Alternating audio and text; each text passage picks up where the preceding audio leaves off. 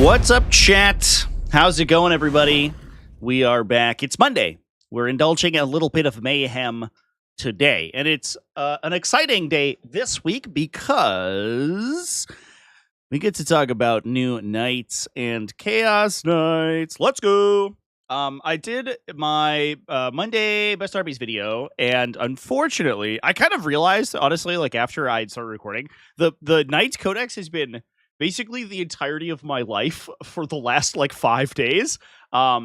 Both like sort of like trying to design to counter it and like, you know, playing with it and playing against it and like thinking about it.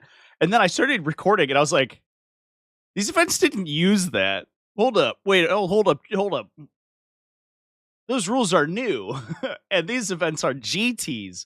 So I'm sure they have a rules cutoff greater than 48 hours before they started. So I kind of like, I don't know. I during that video I discussed these events in the context of what we could see in the future. But if we go to small table 40k, so if we push ourselves to 3 rounds instead of 5, there are and we do this every time new releases pop out. There are dozens of events that we get to talk about that did use the new rules. So that's what we're going to be doing today. I've taken down a ton of them that were either won or topped by either Imperial or Chaos Knights. We're going to talk about what's good and what's doing hot with undefeated lists with those. So that is pretty cool. Yeah, new Knight meta incoming. I think that is at the very least, and I'm honestly the part that makes me sad. Hold up. Were there events that started on Friday that I didn't include in my results?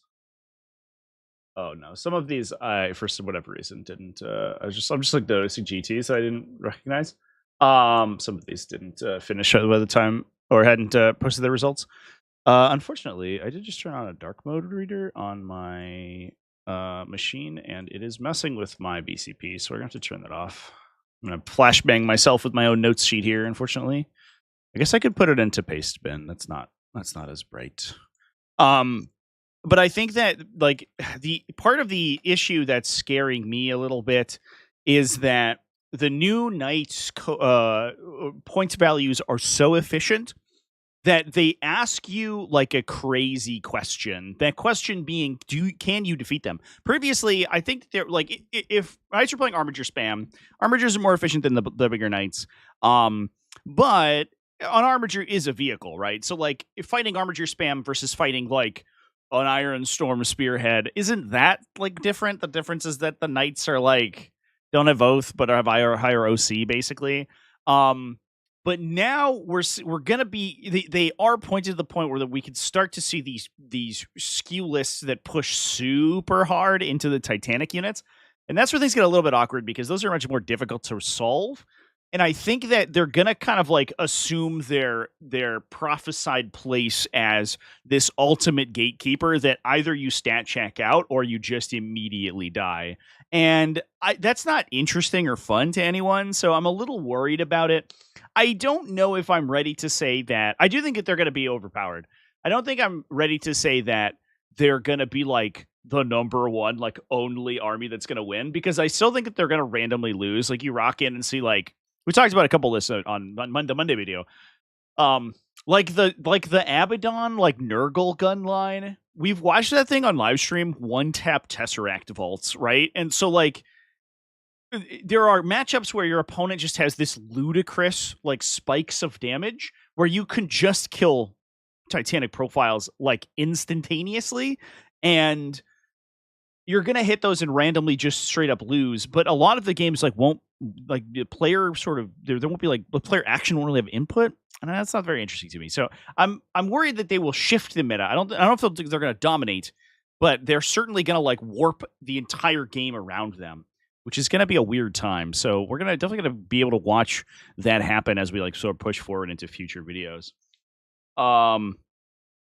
The Sagittor casino damage, yeah. the old like sustained D3s for 1,000,000 damage for sure. Yeah, it's gonna be wild. Eldar lists from 10 went from 10 fire dragons to minimum 20. Yeah, like the fire dragon warhost lists where you're gonna get like 2 activations out of them and it's really difficult to stop. That's gonna be a big one for sure. I think that like awkwardly, like chaos demons might have some play. Like they're actually like they die really easily to knights, but they also just trade 1 for 1 with them. And they have like better utility because they're demons. Like I talked about Firestorm, Assault Force over the saw some play over the weekend. I think Firestorm Assault Force is really good. It's statistically capable of killing like 3 super heavies a turn, which is pretty wild if your opponent sets you up for it. But obviously, if they don't, then they're not on objectives likely, so it's probably fine. So I don't know. There's like definitely answers to them, but the problem is that like I don't even know if it's necessarily a problem because I'm a level with you folks. I had the most fun list building this weekend that I have in a really long time because knights are like a funny problem to solve, right? You're like, how do I do? It's a T11 profile with probably a 4+ invulnerable save. How do I do literally just crank damage as hard as I can? And that's the question. And those are kind of like answers that I really appreciate. Also, like you can like they're very predictable to some extent, so you can sort of formulate game plans around them, which I think is also good. That's a part of 40k that, speaking personally, I think is like a weakness of mine, where kind of identifying the flow of the game is a little bit tough. And 10th edition is so different than editions we've had previously that I don't know. I get a little gear checked by it sometimes. I play too slow a lot of times. Or I play too defensively and I don't know when to push. But playing into like a matchup that's like very consistent, your opponent's gonna like push into the middle on turn 2, maybe 3. Then you're just like, all right. And then we stat check. And then we roll those dice. And then we see if we can win. So anyway, I think it's gonna be a wild time. I certainly think that they're probably gonna need to get nerfed, but we will. We will see. So what I did was I went through smaller events, and I think what I want to do is start talking about events that Imperial Knights won. GW is using this nice change to make us hunt on the most broken damage combos for them. Yeah, maybe. But here's the funny thing about 40k is that 40k's damage output passively, like the damage output available to any army, is actually like astronomical. Some armies have a tougher time with particular stat lines than others, and some armies just don't do it quite as well. But like, if you point every weapon in an army at a unit, it'll die, right?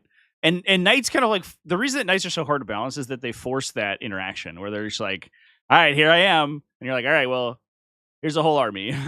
Can I kill you? And the answer is a lot of times yes, which is why they keep being like having to swap around and change. But I don't know. Where's fire discipline? I know I was yeah, I don't know why this is called Catan Championships. This is I believe just a oh, it's Catan Games. It's the name of a oh wait, no, this is a Catan. Wait. This is in the Warhammer tag? Did they tag this Warhammer 40k?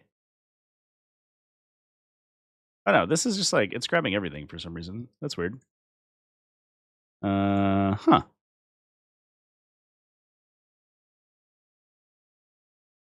Well, it's gone now. I don't know. Okay, BCP just fucked up, I guess. Showed us a Catan championship. That's the cool thing about Best Coast Pairing, though, is that like you can find every game on there. That was really weird, though. You saw that, right, chat? Like I was set to 40k tag. But like you can play all sorts of fucking shit on here. It's cool. We haven't started running them yet, but when I run Breachstorm events, we'll start. We'll probably use BCP at least for the time being, to do our online event stuff, which will be cool. BCP search is bugged. I'll submit a report to them today. That was weird.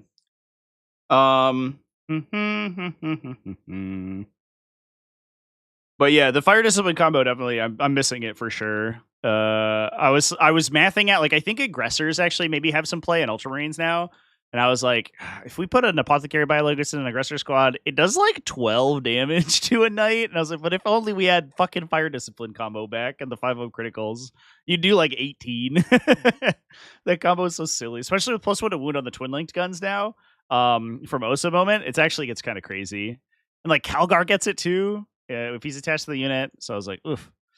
Or you could rock a Gravis Captain too. I was playing around with that. So yeah, there's definitely some interesting stuff. I ended up playing Firestorm with Apothecary Biologus and Eradicators, which I think was pretty good. But anyway, used to watch competitive Catan. We had a brief period in the Discord server where we got really into competitive Settlers of Catan, mostly because there was like a series of funny videos that got shared around quite a bit in the community, and we all started like talking about it and watching it. There was this little, I don't want to say like little. I think compared to me he's big, but in terms of like grand YouTube, he's I think I'm subscribed to him, but he's this like little Settlers of Catan player, and he had Mr. Beast on, which was wild.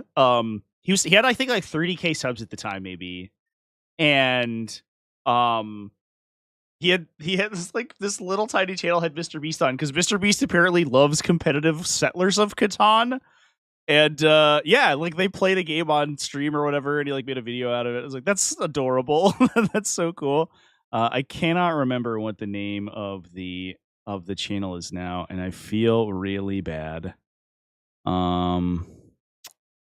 Dang it! Wonder if I could just find it real quick. And then we can move on and talk about night lists. Oh, Die Lighted was the name. Oh, he's 71K. He's only 500 subscribers away from me. Let's go! 70K subscriber fam! Woo! Yeah, he played against Mr. Beast, and he did a bunch of competitive stuff, which I thought was really cool. So yeah, we spent a good solid month like watching this guy and talking very seriously about competitive Catan. It's weird that there's like so many weird rules surrounding competitive Settlers because you have to define like the trade phase and like what trades are technically allowed, and there's like cheating scandals because like somebody technically like offers a trade like, oh, because you offered a 3-for-1 for yourself but had a market that was actually advantaged, and so that was an illegal trade, and like it's like a big controversy. I love it. I often wonder what people like outside of the 40k community think of like 40k drama sometimes too. There was just like I guess a little bit has happened in the last couple of weeks on competitive like live streams and stuff. People get a little spicy on live streams, but I wonder what the outside looking in for that looks like. You are subscribed to him too? Amazing. Yeah. Incredible. Good stuff. All right. Let's stop talking about Catan. Let's talk about I saw some comments. I haven't watched any of the live streams from the weekend. I was busy editing my World Eaters video. Go check it out. But I guess the Mountain West Classic ended in like a timeout, and it was like kind of controversial, is what people were saying. There's, I don't know, clock rules in 40k are really weird because 40k is not a very good clocked game, but you kind of have to clock it because the game is like it's so flexible, right? You can play 300 models or you can play 6 models, and so like you have to equalize that somehow, and the answer is with clock. And but the problem is that it's like really weaponizable, which I guess happened in this game. I don't know any of the details about it because I didn't watch it. I just heard what people were saying about it, which is unfortunate if that's the case. So I don't know.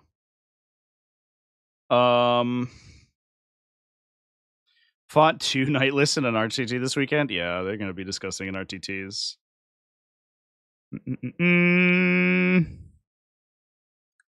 Optimus was about to shoot and win by 3. Yeah, that's awkward. That's like, especially on stream. I mean, it's tough. The chat was saying that he was weaponizing clock a little bit. Like he was asking questions on his opponent's time and stuff like that, which is like you super shouldn't do. But it's, I guess like if the guy's got a rep, it's interesting that top tables they wouldn't have a table judge there. Some of the best games of 40k or War Machine I've seen have had a table judge run the clock, and that like it removes so much stress from the players, and it immediately removes the incentive to like angle shoot clock time. And I kind of wish we would do that more, but it's tough to have a judge like specifically for top tables, but especially in this event, which had 2 sets of top tables. So it was also that was the list that the event that had salamanders at it. This is Mountain West Classic. I don't know. I don't want to talk about it too much because it's drama that I haven't looked into myself. So I don't want to like just throw around like wild accusations. I'm just parroting what my comment section has told me right now. But yeah, I don't know. It's a gray area that personally I am less comfortable with. But we'll see. Hey, Ryan G, thank you for Super Chat. Donated $5 through Super Chat. Had a thought after your epic match yesterday. I really hope any army that hits on 4's base gets a look at an 11th.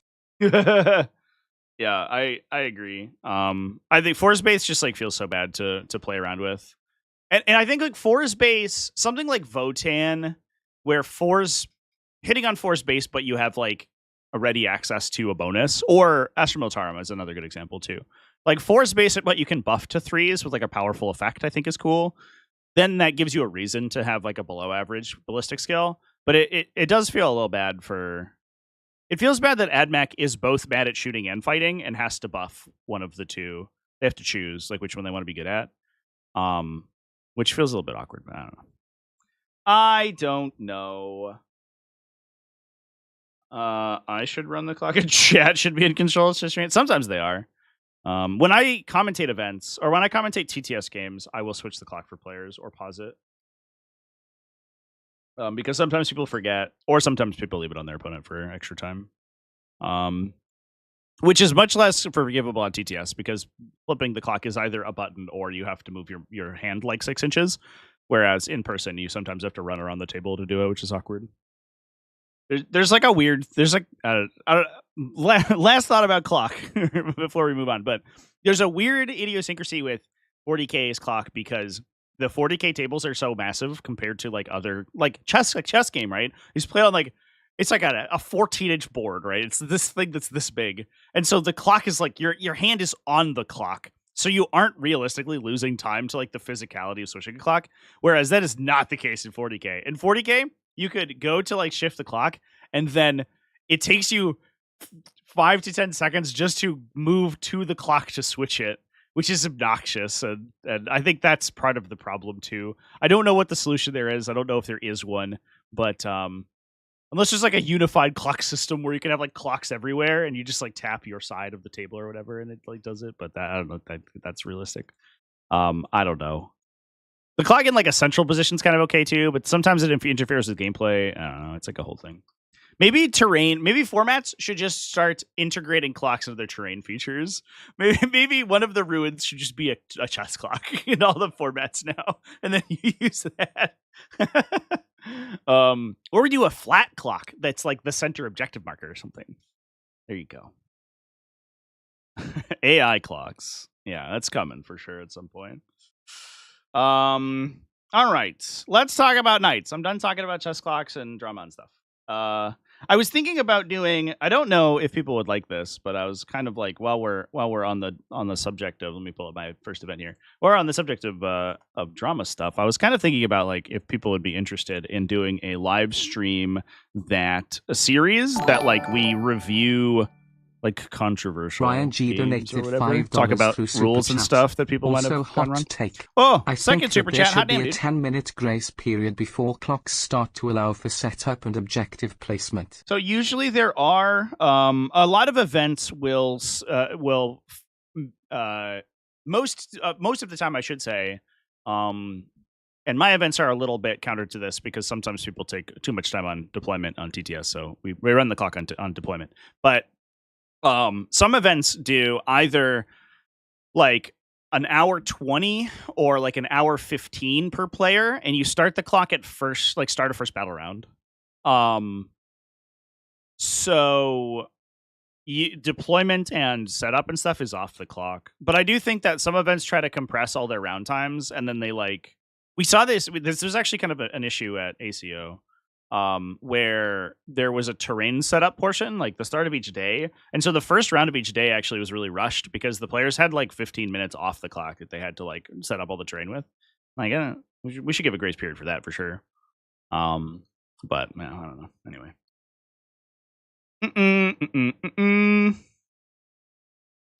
Solution is an app that walks you through each phase and automatically syncs with your opponent. Keep track of turn time automatically. That would be cool. Requires internet connectivity, which sometimes is a little bit funky. So I don't know. And also, like, you and your opponent both have to have the app. Yeah, it's a whole thing. Like, people don't even like syncing their score sheets. Trying to do it on a chess clock app would be tough. Also, if your phone runs out of battery, you're like fucked, I guess. I don't know. All right. Anyway, chat. Going to 2 rounds per day. I don't know if anybody actually wants to do that. 2 rounds per day. The problem with 40k is that, like, if you extend things really far, 3 rounds per day can feel too constrained, but 2 rounds per day is like way too open, right? 2 rounds per day, you're like in at 9 and you're done by like 3 p.m. and you're like, the fuck do I do with the rest of my day? And then like the it requires extra day of travel and like time off work and everything like that. I think honestly, 9th edition had the best thing. I think that Games Workshop, it's to some extent a Games Workshop problem. We've tangented already. This is crazy. To some extent, it's a Games Workshop problem because they have continued to artificially extend game time. They're like, hey guys, we're trying to cut as much fat from the game in order to make game time slimmer. And then they're like, actually, let's add tactical objectives and like battle shock phase and a bunch of command phase stuff and like a bunch of weird timings like start of end of round and challenger cards and all this stuff like stretches the game time. We are probably, I would say that games in 10th edition on average probably take an extra hour from what they did in 9th edition. At this stage in Chapter Proof 2025, I don't think that's particularly controversial. My average game time in 9th edition was probably 2 hours and 15 minutes. And at this point, it's well above 3 hours, in some cases edging up to 4.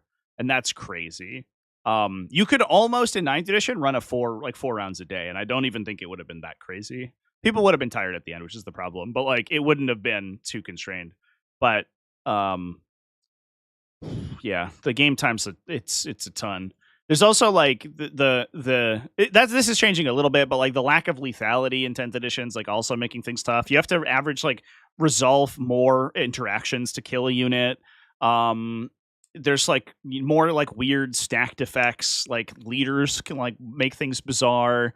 Reactive movements make things weird, like Overwatch everywhere. So I don't know. I think that 10th edition's like designed I would say almost purposefully to take a really long time to play, and I think that we're kind of bumping into that a little bit. We're getting to the point where the game can't really hold any more gameplay within a 3-hour timer. Oh boy. Yeah. Do 17 things during your phase. Yeah, for sure. Where it's like you like everything threatens a powerful Overwatch on both sides. You have to consider rapid ingress and reactive moves. And sometimes like responsive moves as well, so like blood surges or like fade away or whatever. And all of that, like it's like this clock passing sort of situation for rerolls.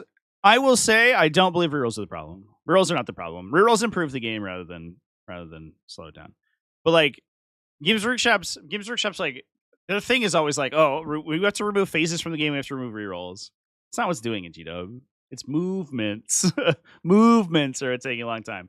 Why does the charge phase have a ridiculously... I played a game on Sunday, and we had one charge phase that probably took 20 minutes because of like how fucking stupid the charge rules were. Insanity. Because like, oh, all right, so in order to actually engage this unit with this unit, I have to move like this, but then like where I was to pile in, then this model could move here, which means they would have to, which means I have to put them over here instead. It's crazy. It's insane. And it's like anti-player because it pulls a lot of flexibility out of movement. You just could cut like 90% of the combat movement out of the game. That would help quite a bit. The mission scenario is a big thing too, because tactical objectives take a really long time to like resolve, and you are incentivized to play. Like the game like becoming closer is like a little bit funny because it incentivizes you to like play super hard through turn 5, which didn't really happen in 9th edition. Which I guess is is on the face of it a good thing, but it does like extend play time quite a bit. So I don't know. That's the whole thing. There's a million reasons. Yeah, they removed the fastest phase in the game to in order to make room for challenger cards or whatever.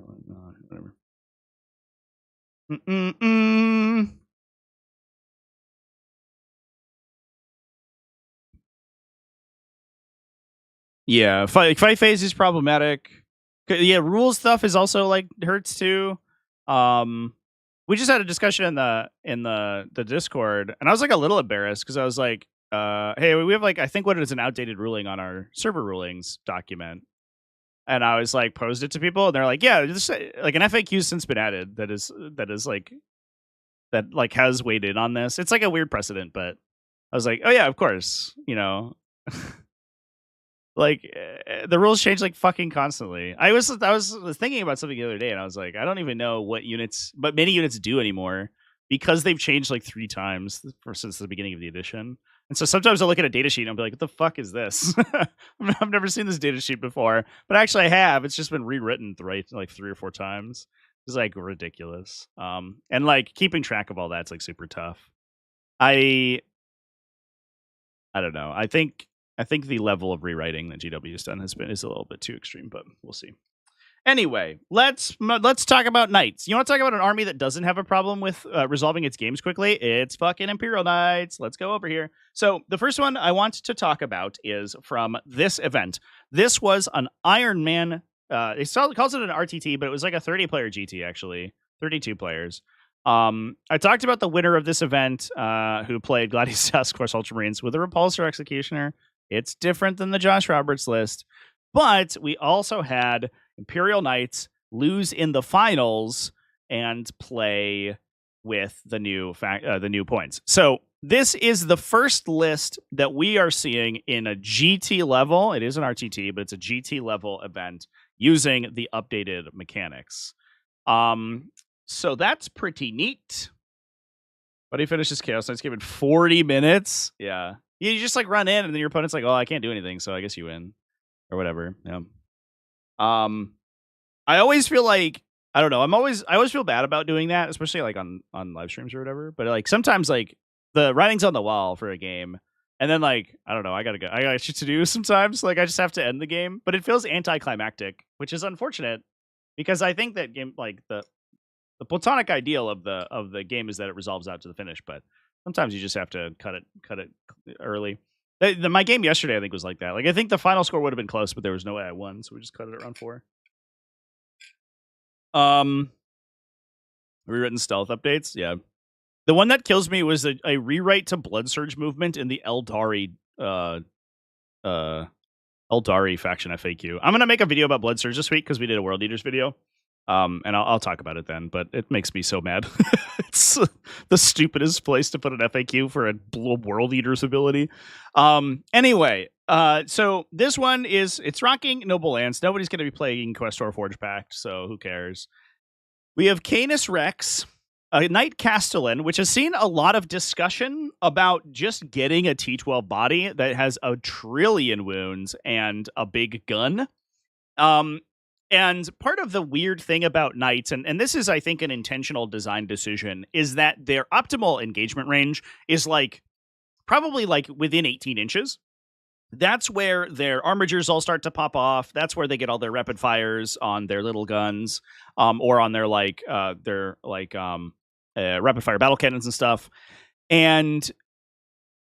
But it also means that their threat range, because they don't have advance and charge or anything, is relatively predictable. So if you're looking at Canis Rex in the battlefield and you're like, I don't want him to kill my tank, and you put your tank in full line of sight, but he's 36.1 inches away or 34.1 inches away from Canis, as long as Canis can't shoulder the burden, he can't attack you with his focused las impulsor shot.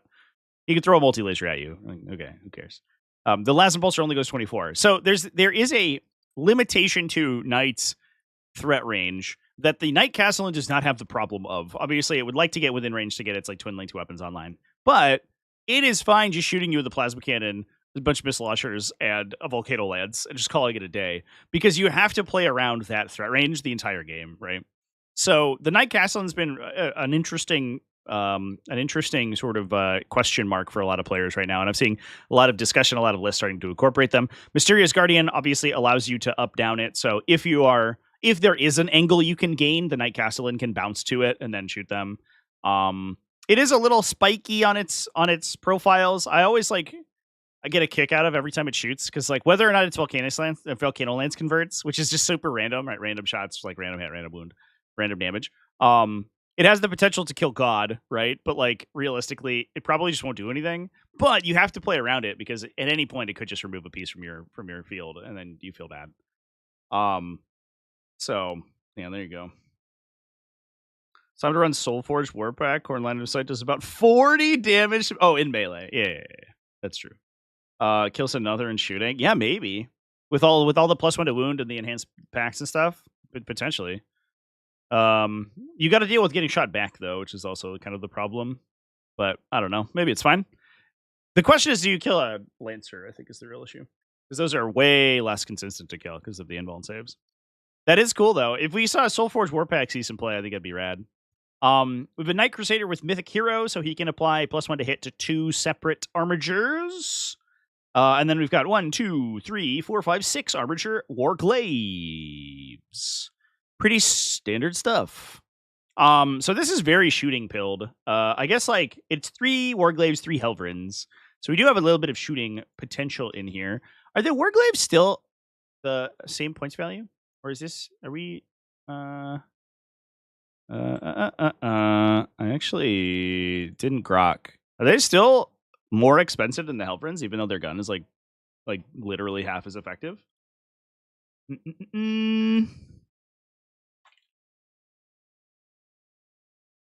they're still 140. Interesting. That's fascinating. I wonder why that is. I guess maybe they just assumed that Armiger Warglaives were too strong, and they were just nerf them, fuck it.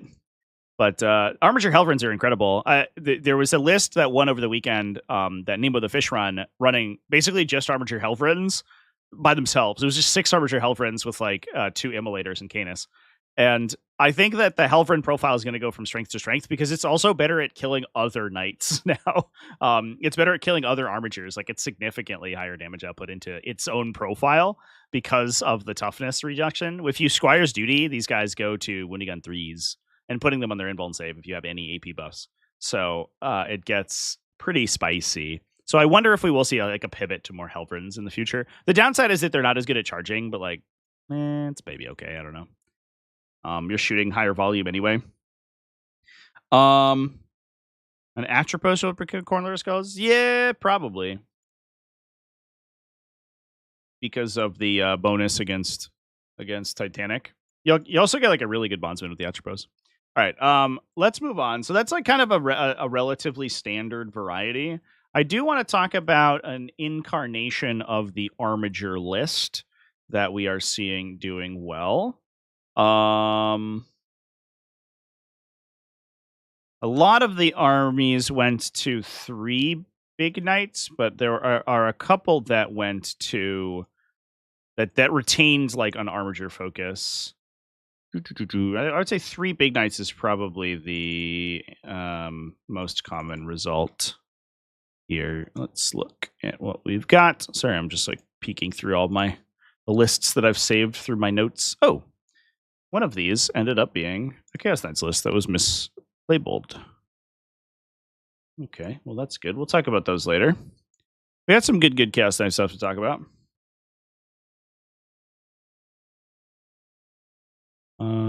Yeah.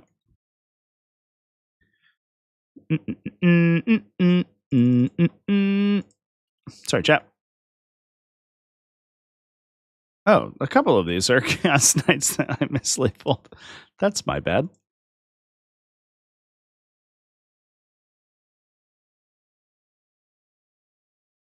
Oh, okay. I know what I did. Sorry. Jesus. My notes this morning were in a little bit of a mess, apparently. All right. Let's talk about some more triple knight varieties, I think, is what we're going to do. So focusing kind of, I would say, short of putting half of their focus on Armigers. This one in particular is taking a bunch of the Helvrins in order to sort of combo them out. So you can +1 AP from Squire's Duty, you can strip cover from the Immolator. The normal stuff we can do. We're also here running the Atropos that we just talked about with Mysterious Guardian. The benefit there, obviously, is that guy has really strong. It's another 24-inch kind of like problem, but he has good anti-tank shooting and does have a bonus against other Titans, which does mean that he's going to be better in the mirror match. So if you are building for the mirror, 1 to 2 Atroposi, is maybe the way to go. And then Mysterious Guardian gets those angles because his output's like kind of frightening. We then have a Warden with a big punchy fist, and he gets a Avenger Gatling cannon, so a little bit of anti-infantry shooting available there as well to sort of shore things up. Canis and the Atropos are pretty similar in terms of their ranged damage into vehicle targets. So I do think that it's going to be an important thing for Knights to push a little heavier into infantry sweeping themselves, because there is the potential that they get swarmed, and Canis and the Atropos. Canis could probably sweep his way out of a lot of situations, but the Atropos is not that great at fighting infantry. So that's going to be one weakness that Knights have. I think that the Flamer Immolator helps a little bit. The Flamer Sister Squad helps a little bit. This is running Hand Flamer, Ministorum Flamer, Heavy Flamer. So we have a lot of like infantry sweeping here for light stuff. Although it's obviously like it doesn't kill a whole unit usually by itself. But rocking things like Avenger Gatling cannons, like Knight Castigators, I think have some play. They have a good bondsman, plus they have a twin linked like anti-infantry gun that's also good into Knights as well, is also a potential place to go to. And then this guy also has the -1 damage bondsman ability, so he can make the Armigers a little like trade a little bit better, especially into other Armigers. So if you're shooting like 1 million autocannon shots at you, or you're getting 1 million autocannon shots shot at you, the Armiger can help out there. But the Immolator tech is really interesting because I think it does impact the big Knights in a way that's like very meaningful. It probably gets you another conversion from your big anti-tank guns whenever you activate it. And it is cheaper and in some instances now harder to kill than an Armiger because its toughness value is higher, although it has less wounds, significantly less wounds. So the Immolator tech is like, I think it has a little bit of a little bit of life left in it for sure. Atroposi. I guess it would be Atroposes, right? That would be the plural of Atropos. It's like octopuses, which I think is like technically correct, even though everyone says octopi. Why does Helverin cost 130, but a Venom Crawler is 120? I don't know. Context. Like, part of it's the two that like what else are you going to be playing in Imperial Knights? All right. Let's go to the next one. I'm just going to start peeking at these at random here. All right. So, okay, here's an interesting one that I want to discuss. I talked about it a little bit. I made a Patreon video that talked about some Imperial Knight builds, and here's one that I'm kind of interested in discussing. This one is focused pretty heavily on Agents of the Imperium, which I think is an interesting direction to go in. So it's running Canis Rex and a Lancer with Banner. Banner, I think, is really powerful on the Lancer specifically because you can start on your home objective, but still like basically angle the base is so freaking huge that you can angle to the front of your deployment zone.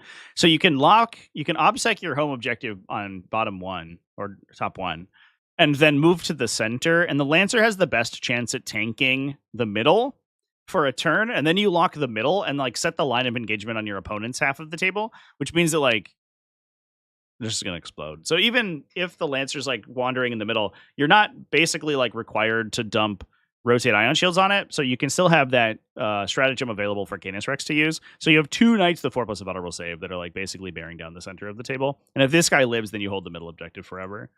We then have a bunch of Armigers, triple Warglaive, double Helverin, but the majority of the unit count is going to be going into these Imperial agents.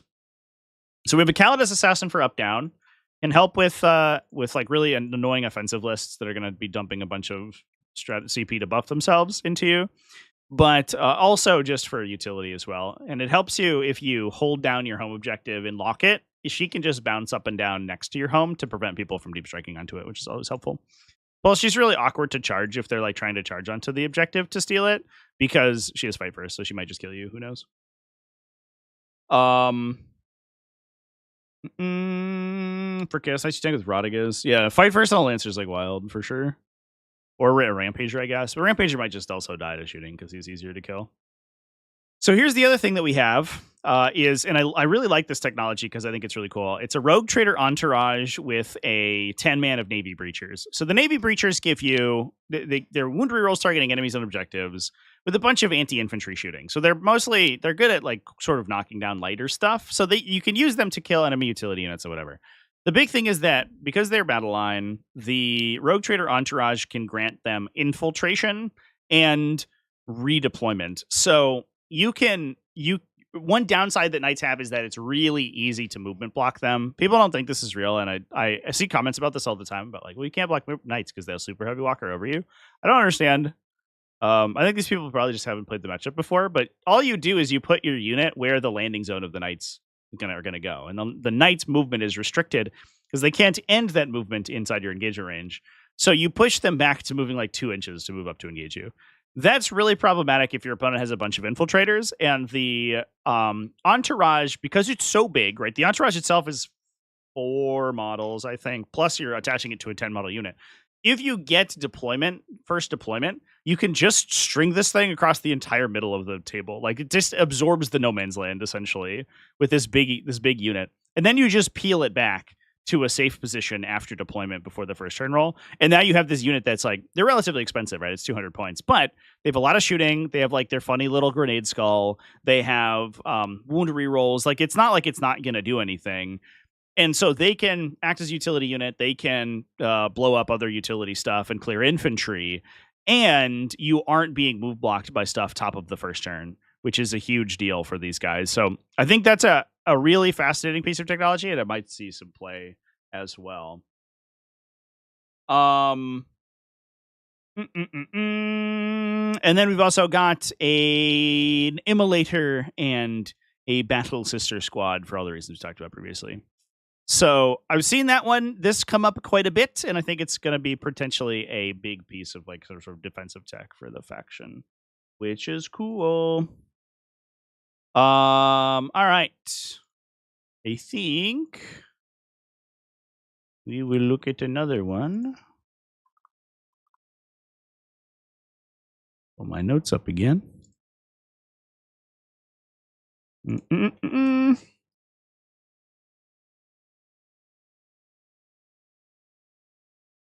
Okay.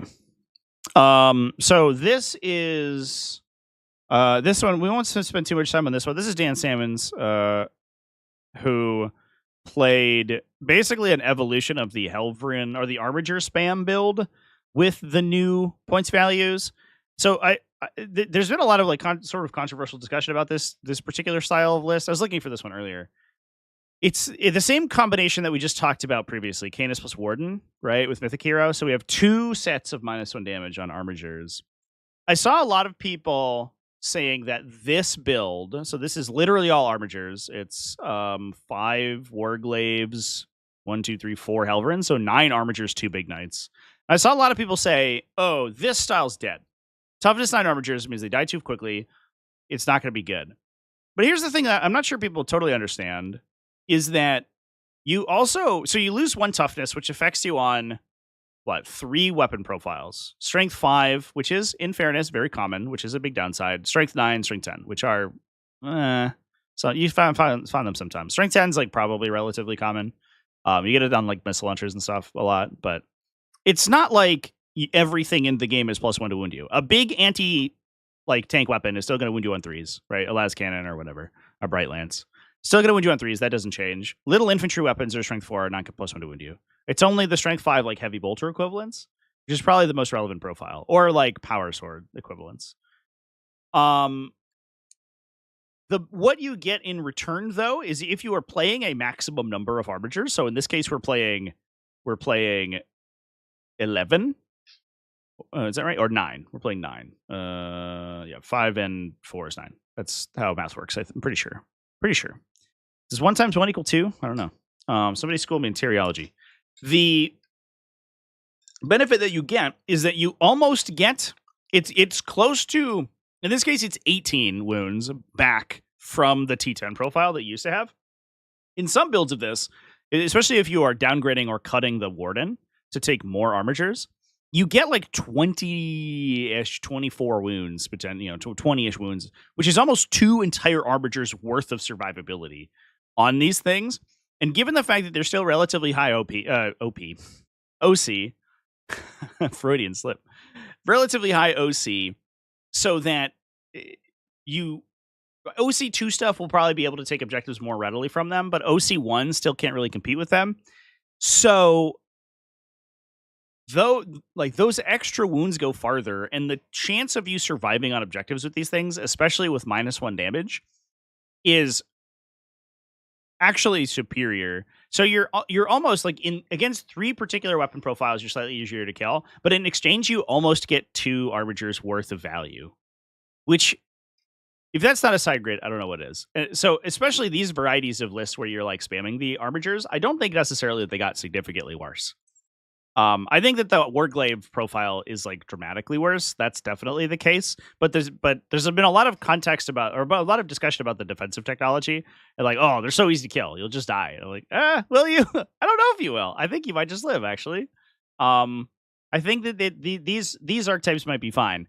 I don't know if they're going to be as interesting to play or as effective as like 3 or 4 big knights, because they don't skew quite as hard. But I don't think that they're bad, and I think that. I don't think people have really like considered on the battlefield fighting through like T9 to the 3+5 op is like whatever, but then suddenly you put that on like 140 wounds and like it feels a lot different. So I don't know. Thought the Melta Lance nerf would kill them, would kill Warglaives. Yeah, I think that maybe the issue is that like Warglaives were so spiky already that I think largely the change is that you aren't going to be in Melta range quite as often, and you can't reserve into Melta range. But I think that they're like so spiky, and if your game plan relied on them converting the Melta attack, then you probably had a bad game plan, and you should reconsider what you're doing. So just having an aggressive body with 1 million wounds and a pretty high OC to steal objectives is like probably good enough. Because like being able to charge with them and do something is relevant. Because you could charge with a Helverin, but it's not going to do anything. The Armiger Warglaives actually want to be close and personal. So I don't know. That might be part of the consideration there.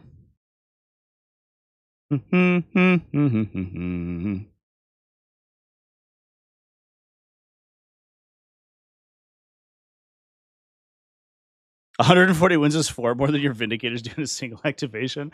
Yeah, we did discuss that. I do wonder if the Nurgle Vindicator combo is back.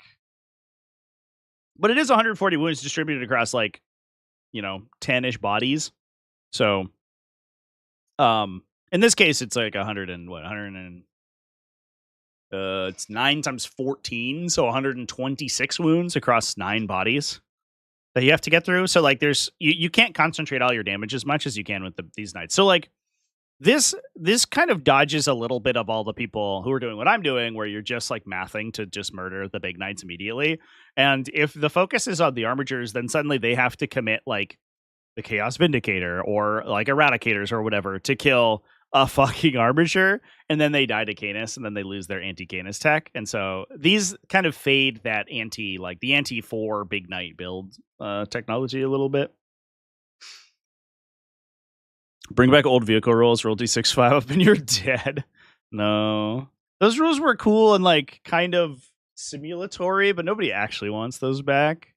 I do feel that if I were to editorialize for a moment, I do feel that knights would be behooved by a more granular damage system, though. I think that there's a problem that they have where they are just this wound boat that's like not interesting to play against or with, and you're just talking about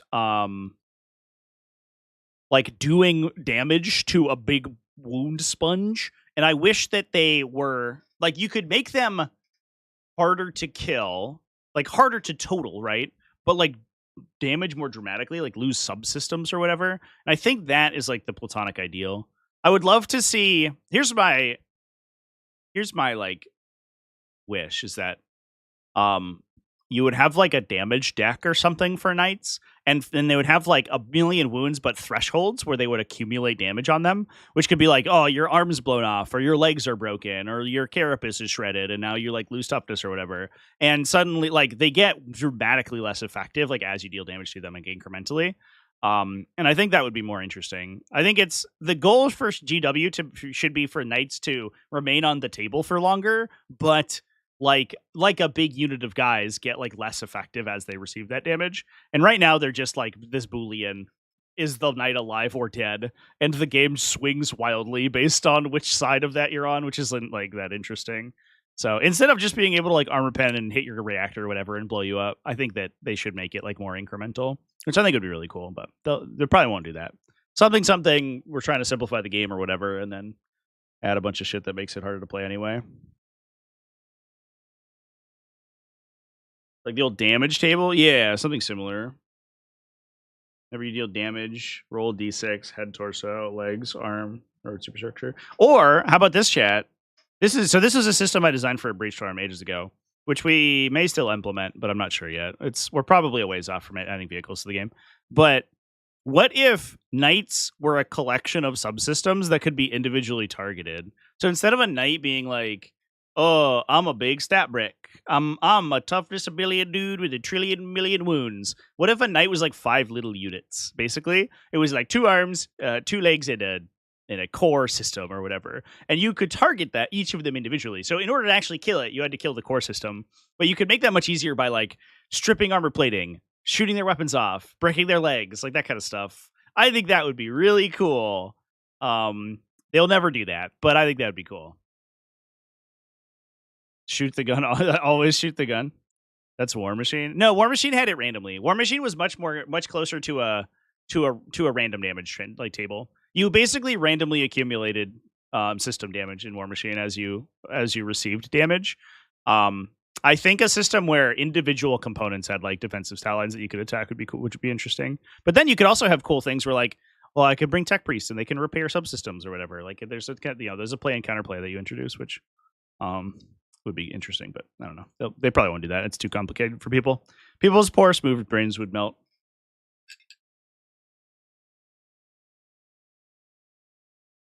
Did I read an article about vehicle rules in the new version of Horus Heresy? No, I don't know anything about Horus Heresy, so that would go over my head, I think, unfortunately.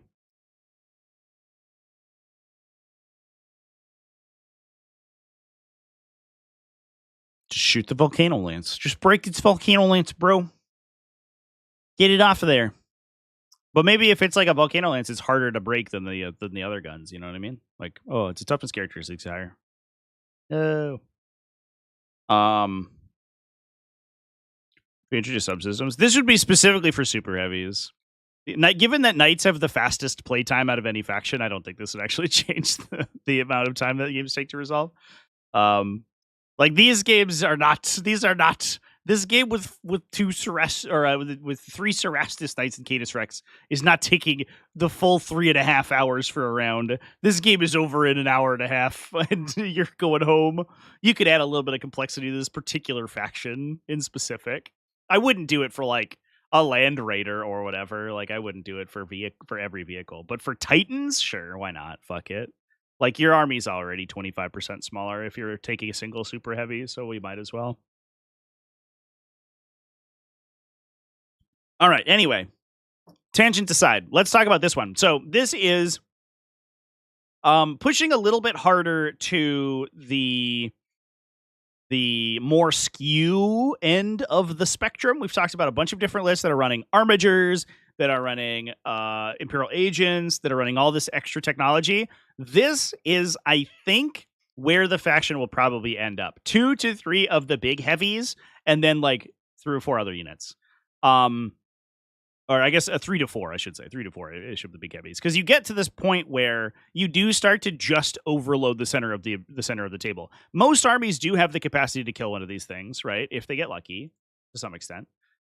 But they will likely not have the capacity to kill them fast enough for you to not outscore them, right? So if you go first with knights and you just put a big knight on every single center objective and your opponent kills one of them, suddenly the 3 remaining of your knights are in a position to counterattack and kill whatever killed the first big knight, and you've probably scored 15 on primary, which is like, game's probably over, honestly. I'm gonna level with you. It's gonna be a bad time. And then you get a little bit of additional flexibility from these guys. Armiger-Helverins are great just as long-range sort of shooting support. There's like some random, I think, counter matchups where they're really interesting. I just talked about Chaos Demons being able to sometimes trade with Knights. Armigers like single-handedly kill Bloodthirsters and stuff. So they're like horrifying in some matchups like that because of Skysweeper protocols. So that's kind of interesting. Plus they give you the capacity to like spread around the table, force your opponent's anti-tank to like not concentrate on necessarily the big knights and just continue to score. So the knights can push forward and you can put these shooting platforms onto the center objectives and just score passively with them. Achieve passive income. And that's where like this faction gets like horrifying. If you can't basically strip the center of the table bare in like 1 to 2 turns of these big T11 profiles, and like they just run you over.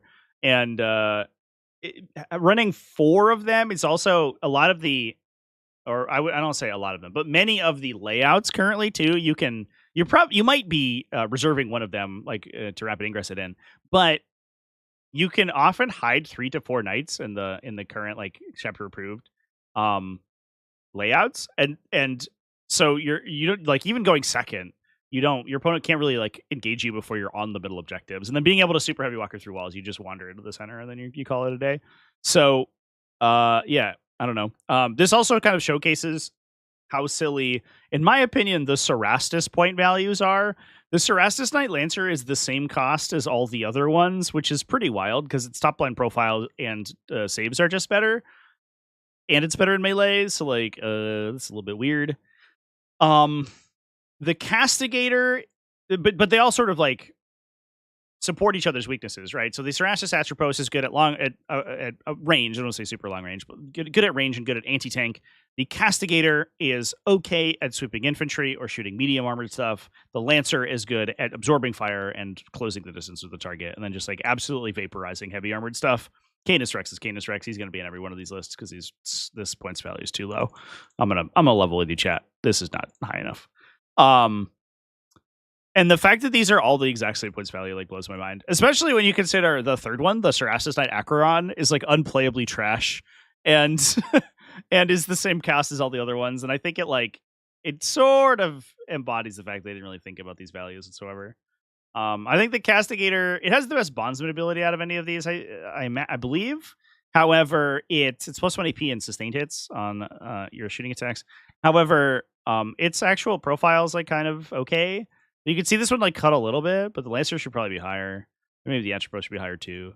So like differentiate the points values a little bit. I don't know. Not excited to see 6 Nemesis Jonas and Canis. I know that list is back. Like Canis walking the dogs. Oh boy. That was a list back in index times, back in the before 4 times we had to deal with that list. We had fire discipline combo back then though, so Canis was like you could undercost Canis significantly in the past because there were many factions who just immediately killed him, but that's no longer the case. You played that matchup against like Thousand Suns, you just lost immediately. Space Marines would just kill him instantaneously.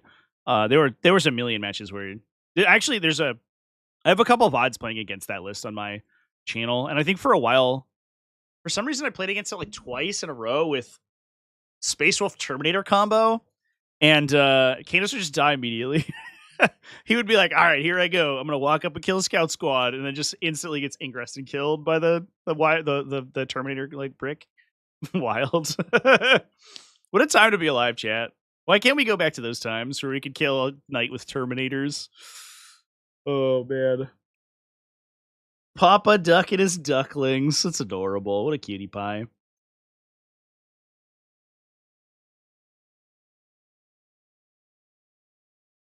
Acheron is a favorite visually, but he's a heaping pile of ass on the table. Yeah. Let's look at the Acheron profile. Oh, do I have it on my? I bet I have it on my hard drive. Actually, you can just pull up his data sheet. It's so that one blows my mind because like there are some instances where I think it's okay to undercost the big knights and they're just this big stat brick, but they're kind of bad. And I think that the Cerastus Acheron's like an okay example of that. It has okay army support because it's also stripping cover from people, but you can get the same effect from the Immolator, and you don't have to spend an entire night slot on it. But like its bondsman's horrible. You take a battle shock check at the start of the fight phase if you're engaging them. I guess like that's good. I don't know. It's sometimes good if you're like protecting an objective and your opponent's trying to charge onto it. But it's like random whether or not it has an effect and your opponent can play around it. He has this like weird damage profile that's like only 4 attacks. It's high strength and damage or whatever. And then it strips cover with his flame cannon, but his flame cannon's just AP1. You ignore cover. So you're spending 365 points for an AP1 weapon. Cool. It's range 18. Sick. Love that for me. Which sucks. Because the torrents can't overwatch on these profiles, I think you can up power them, and that's probably fine. Oh, hello. Hello, Windows Defender. Thank you for protecting me against a threatening file.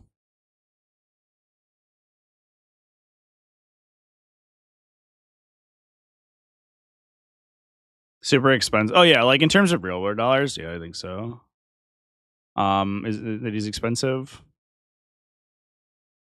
But like realistically, if all of the knight profiles that were costed at this like 350-ish bracket looked like this, I don't think we would have as much of a problem. It'd mostly be like a melee guy. It's 210 for the Acheron. Is this a plastic kit, chat? Oh, it is. Okay, so he's only slightly more expensive than a Questoris chassis. So yeah, and that's not that bad.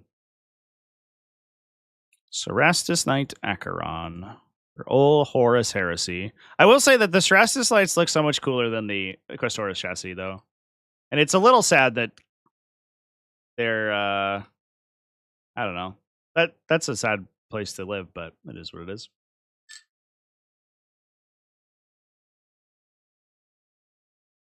I like that he has a bolter inside his sword. There's no way that that's not a pain in the ass. He even has a shoulder weapon mount. He just didn't use it to put his heavy bolter on. Like I guess maybe he doesn't have shoulder hard points. So the Cerastus just not have shoulder hard points? Is that the idea? That's the difference between them and the Questoris. They don't have the little shoulder gun.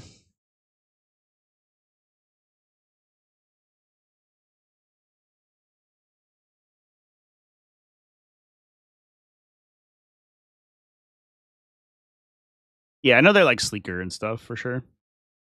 Poor guy. He's so cool though. The model on TTS for this thing is so silly though. He's like, the flavor's enormous. He's the size of a building, which is crazy. But I think it highlights the insanity of this points value. That profile should not be the same value as the Lancer. That's insane. We need to differentiate these points values, and that's if that guy wants to stay at 365 or 350 or whatever, that's fine. He's not that great, but the Lancer being that less expensive as well. Prince forgot the bolter again. just duct tape it to the gun. All right, chat. Should we talk about Chaos Knights? Is it Chaos Knights time? Or is there any other stuff that we want to discuss about Imperial Knights? Imperial Knights. I think that's basically all the Imperial Knight archetypes that I wanted to talk about. I don't think anybody's like really leaning into the 6 Knight build or the 5 Knight build, which is probably for the best. It's like certainly the skewiest. Here's an event where we had double knights top it. which is a little bit funny. Oh, it actually didn't use the new points values. Just kidding. Oh, wait, hold up. It did. Wait. So anybody in chat play at this event? What happened here? So Imperial Knights topped it to number 1 and number 2. In this list, they used old points. In this list, they used new points. It's mostly the same list that we've been talking about, though. It's like Armiger spam. Did they just let you choose? I kind of like those lists, those events though, where they're just like, hey, if you want to use the new points values and the new profiles, go ahead. But if you want to stick with your old list for this one event, you can do that. They did that at ACO, which I thought was really clever with the new Tyranid stuff, because they rebuilt Tyranid datasheets, which could like dramatically transform your list. And they were like, you can choose to either use the new ones or the old ones for this event. And I thought that was clever. I kind of hope that we see that moving on into the future. I wonder if that's what happened here. That's. I noticed that it was double Imperial Knights, and I was like, oh, of course, here it comes. The meta game. Did not realize that the points were different. That's funny.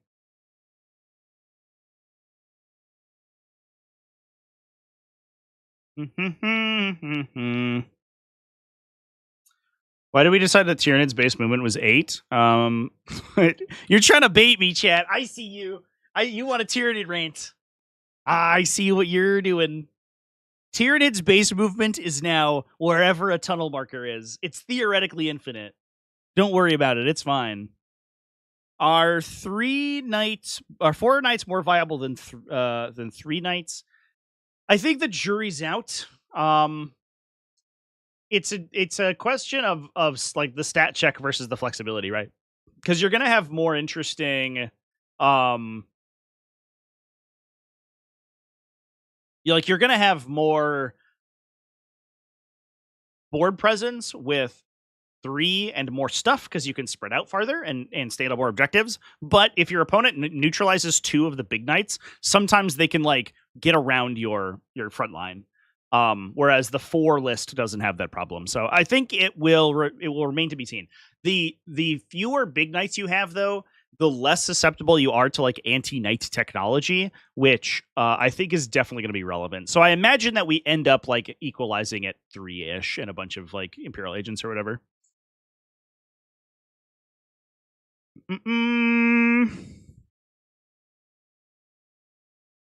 Why is it easier to move underground than above ground? I don't know. We watch a bunch of like science videos that break down the lore of Dune, and you can probably get a pretty good answer. Trigons are just sandworms, or Molochs. Molochs are just sandworms, by the way. For those who didn't pick up on that, they're just a Dune reference. All right, it's Chaos Knights time. Let's go. Boop, boop. So this one, there were actually a bunch of events that used Chaos Index. And so I was really curious about that. Let's start with something familiar that we will all remember. Have I ever seen Tremors? I haven't seen Tremors, but I think I've seen enough of Tremors. I guess like it's more closely. I guess design aesthetically, it's closer to like what they were calling Tremors, like a graboid or whatever. But the way that they describe Trigons moving is the same as Dune. Because like Dune, they liquefy the sand, basically. Like they vibrate the sand until it liquefies, and then they can sort of swim. And that's how Trigons and Molochs are described in the lore as working, which I only remember because I used to be a lore nerd when I was a little kid. But now I can't remember any of that shit.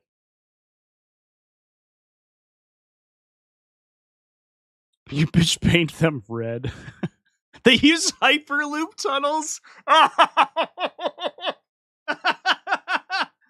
Oh man. Whenever your opponent gets within 3 inches of your tunnel marker, it collapses and everyone inside gets like immediately compressed. They get atomized by the like ridiculous pressure of a hyperloop tunnel. That's good, chat. That was good. All right. Let's talk about Chaos Knights. I might have to pull up my reference about from the Chaos Knights, the new codex here.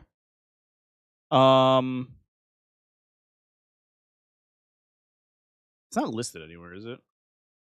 No. Okay, that's fine. We will look at our codex reference here for our Houndpack lance. So we're starting with the new incarnation of Wardog spam. So previously it was a Traitoris lance and you were able to take 1,000,000 Wardogs. Now you have to take it in Houndpack lance in order for them to gain battle line. Otherwise you have to mix and match. You have to differentiate your Wardog portfolio and take a bunch of different varieties. This grants War Dogs attacking visible enemies, sustained hits 1. Kind of interesting because they made sure it didn't work on indirect fire, but it also means that if you melee attack someone, or you choose an enemy and get sustained hits 1. But if you melee attack someone that's like on the other side of a wall, then you don't get sustained 1, which is funny. That's very rare that happens, but it is hilarious. What are we taking? We got Wardog Carnivore, Stalker, and Stalker. You get to choose up to 3 Wardogs from your army to gain character, which means you can assign them enhancements, but they give up Assassination. One of them has Panoply of the Cursed Knight, so he has -1 AP. He has a built-in Armor of Contempt permanently all the time. One of them has Prey Slayer's Mantle, which allows him to move through walls. It's good on a Carnivore because they're super fast. And then the last one is Wardog Stalker, which gives him Assault on his ranged weapons, which is just a nice little one, a nice little upgrade there. The big benefits for this detachment in particular, we talked about this one quite a bit when the Codex came out, because you have like basically a restriction list fight on death. So like literally anytime you die, you can just attack back into the enemy and then before you're removed, which is pretty sweet. You also have reactive moves as well and uppy downies, which is all pretty good, and fall back and shoot and charge. So it doesn't have quite the same level of like forward pressure as the old Traitoris lance variety. However, we'll have to see it play out, because the army in itself, it probably deals a little bit more damage than it did previously, just because of the improved army ability from the previous incarnation, from the index version. But you've lost things like, the Terrorgeists and your ability to walk through walls, your Knights of Shade, which is now whatever the new version is, Imperious Advance or whatever. So you're not quite as good as like pressuring your opponent and taking objectives away from them, but you are a little higher damage output, which is good, I guess fine. That's a trade-off.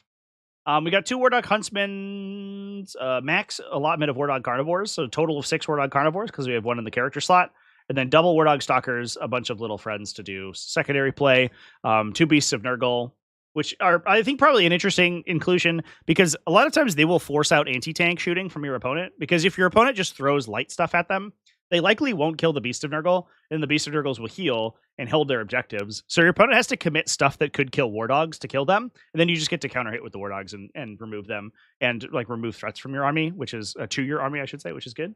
And then we have a Nurgling Swarm as well to protect the scouting. Nice. Seems pretty sweet.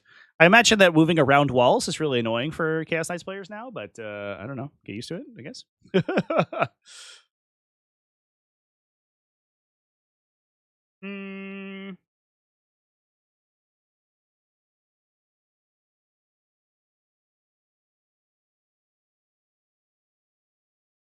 All right. Let's move on. Yeah, there's a lot of talk about the Knights of Dread or whatever, Lords of Dread, and I think that might end up being one of the stronger varieties. I actually think, let's verify here. I think that all of the other lists might have been Lords of Dread. No, there's Traitoris lance in here somewhere, if I remember correctly. But people are super hype on Lords of Dread for sure. Oh, there's an Infernal Lance. Let's go. So we'll talk about Infernal Lance, and then we'll go through these Lords of Dread lists. After, yeah, okay. So these are all Lords of Dread. Cool. So This event, won by Dylan Woods, 2 100s on his record, by the way. Let's go. Was won by an Infernal Lance. So this is the one where we can potentially suffer mortal wounds to empower ourselves in phases to gain bonuses. We can gain... you empower yourself in the command phase with the potential that you take D3 mortal wounds. Then you can use that empowerment to gain lethal or sustain when you shoot or fight. An invulnerable save and a feel no pain when you're selected as the target of an attack, or a plus 3-inch move when you are making a normal advance or fallback move. This one also, it has some like pretty spooky enhancements too. So it's a Cerastus Lancer with +1 +1 toughness, so it goes to T12, which is a big one. So suddenly your anti-tank weapons are wounding on 4s and being saved on 4s, so it's like back to the old profile. Although they can gain the feel no pain if they want to, so they can be as hard to kill as Imperial Knights with higher toughness. And obviously they're baked in 4+ invuln, which is pretty good. On the top of that, this also gives you +1. It gives you what's the name of the ability? All is Dust. So your +1 save against to damage 1 weapons if you are using the toughness bonus. So it extends the effect of the toughness bonus as well. We have a Knight Despoiler with Bestial Aspect. That one gives him Assault, and you can ignore modifiers when he uses his his movement improvement.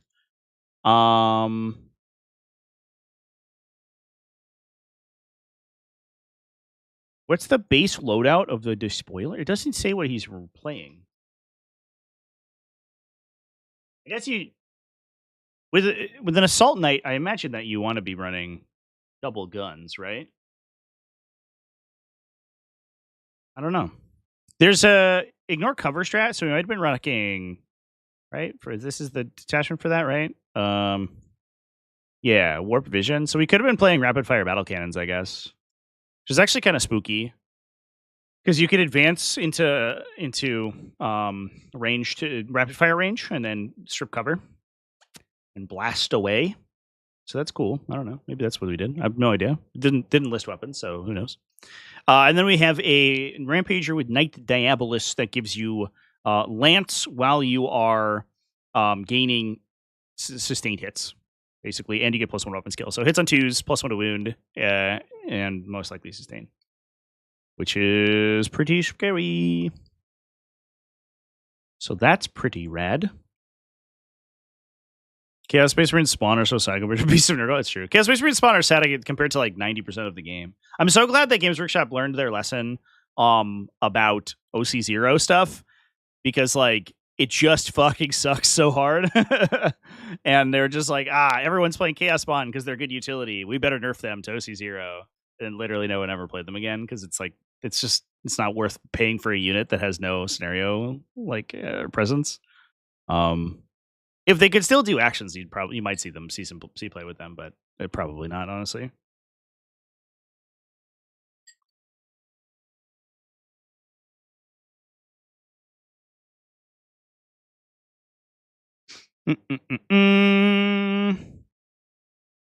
Avocado just got 4 Knights, 1 Valiant, 3 Armigers for free, brother. What? That's wild. Cool. Is there anything interesting that we do with this particular thing? We can double empower for a CP. Oh, there's an AOC in this attachment, so that's strong. It keeps Diabolic Bulwark. Yeah, so it's very defensively oriented, which makes sense that we would be like posting a lot of that stuff up on a Lancer. Spooky. Plus, we get 4 carnivores, 4 war dogs in here. This is 4 bigs, 4 war dogs. Fucking holy shit. That's so spooky. All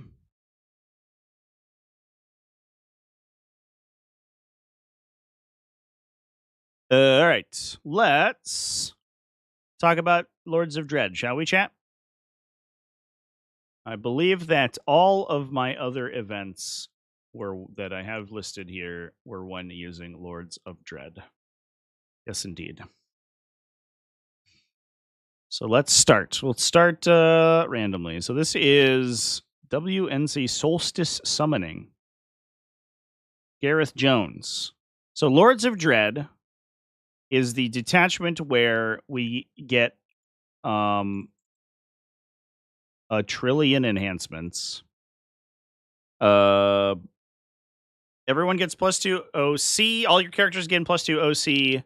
You have 6 enhancements to choose from. And you can obsec objectives with OC5 baseline for free once per battle round.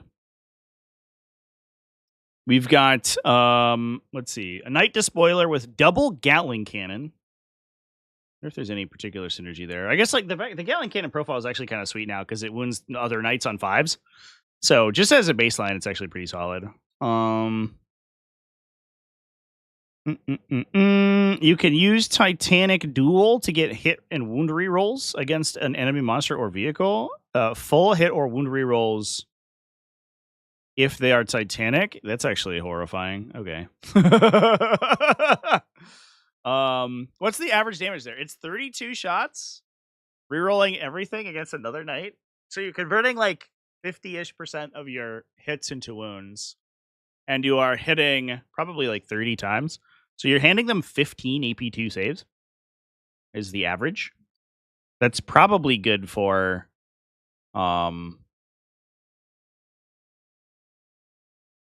that's probably good for like 14 damage against another Titan, or you can like kind of mess up a vehicle. That's wild. And these things are 335 points. Fuck me. That's even better if you turn on the +1 to wound ability, right? From the army rule, and you start winning on 4s. These guys go crazy. Oh my god. That strat's insane. Okay. We have, so there's 2 of those. A Knight Rampager with Throne Mechanic of Skulls. That is a once per game advance and charge. Usable in the charge phase, which is great. And then we have 2 Rampagers. One has Mirror of Fates, which I think somebody said has been FAQ'd on the app, but I don't know if they printed that FAQ, which feels like a mistake. Because it is, I think it's supposed to be a Lord of Deceit, right? So it's like a CP pump aura on a big base, which is like a CP cost increase aura. And you can get a command reroll for free. And then a Knight Rampager with Blade of Celerity. So that's fights first once per game. Ugh. Fucking Jesus. This list is so baseline. I love it. I love it. I just love that it's like, we're not getting crazy. There's no Cerastus chassis. None of this expensive shit. It's just 5 like basic bitch Questoris chassis with like regular ass weapons. They're just like, I don't know. They're cheap as fuck. Who cares? Wild. Oh, gross.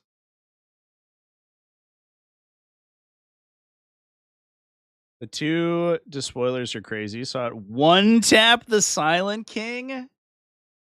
Jesus. I believe it. I mean, the 32 shots is like wild, dude. I was expecting to see like rapid fire battle cannons and double thermal speed lances or like melta cannons or whatever. Or abominants. I was expecting to see abominants, but it seems like everyone's just like, nah, fuck it. We ball. Oh, excuse me. It's 36 attacks. They shoot 18 times. Wait, do they shoot more than the Questoris chassis? Or am I just an idiot? I thought they shot 16. Oh, they shoot 18. No, I'm just a moron, I guess. Is the Castigator shoot 16 or they all shoot 18?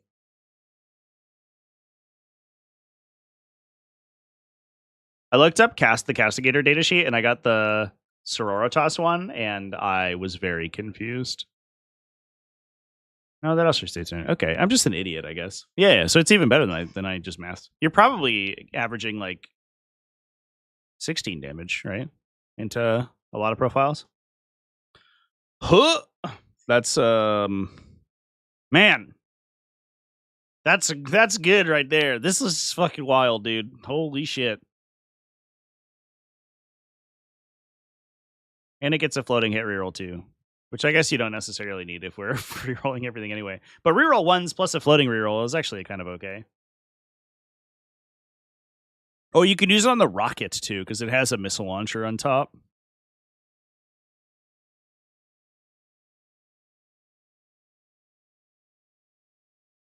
The missile profile is strength 8 AP2 D6 damage. Yeah, that's the highest upside.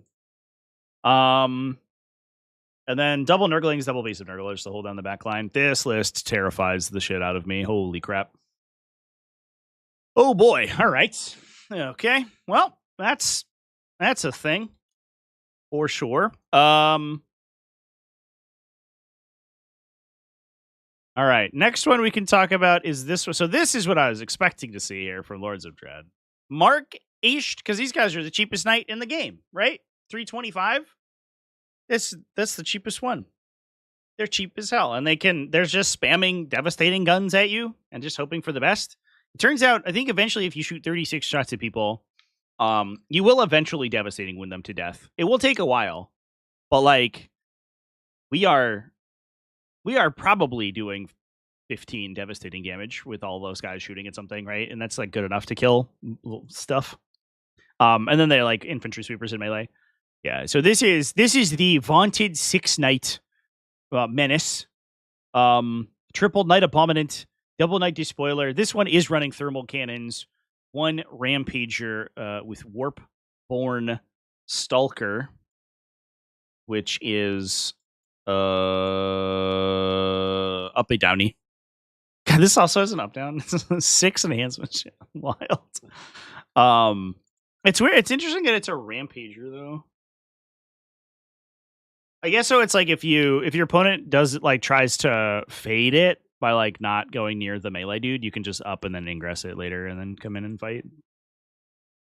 Or you could just ingress it normally. I guess that's another big thing because he just gains deep strike. It's exactly the same as Mysterious Guardian. Oh yeah, the Abominant also has the pulse too, which is pretty big, right? It's 9 inches. Let's look at its data sheet. It's 9 inches for D3 mortals on a 3-up, and then the Battle Shock check thing, which I think is the most relevant. It kind of feels like Abominants plus Despoilers might be like something, because if you can turn on the +1 to wound buff against Battle Shocked enemies, and then you just force 3 Battle Shock checks with a Knight Abominant, like one of those Despoiler Gatling Cannons will kill like anything in the game.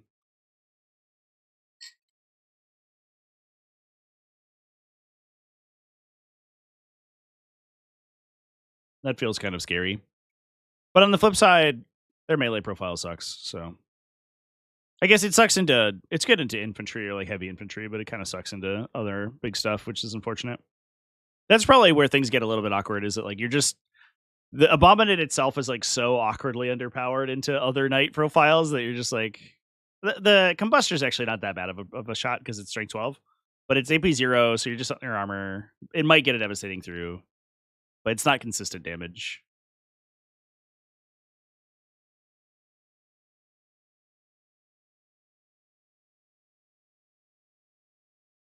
Interesting. Well, that's scary. Last one here. This one's a little bit more well-rounded. Taking a bunch of different stuff. Jared Castro over here, rocking a Cerastus-focused, Knight Abominant, Knight Despoiler. Did he have any enhancements?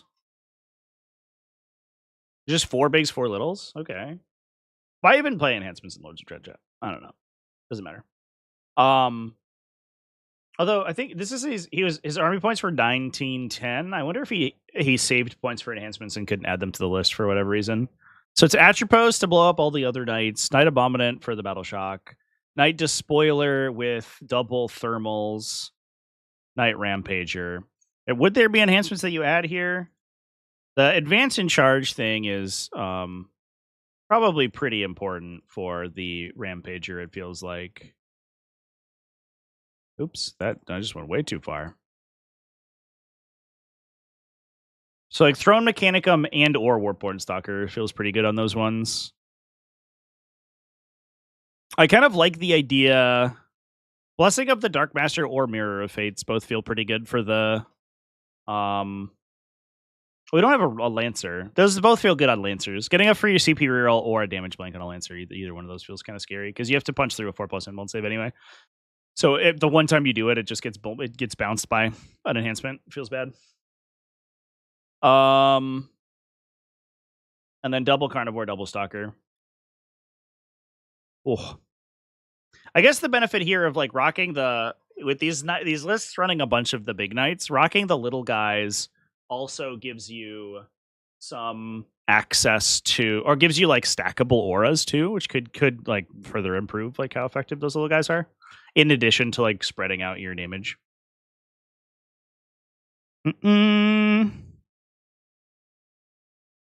A Borman should be the most fun of the knights with the Rosar Blade, yeah. Yeah, they fumbled the bag on. I mean, it's like psychic stuff, right? Like, I don't know if we need to talk about anymore that removing the psychic phase was a mistake from GW.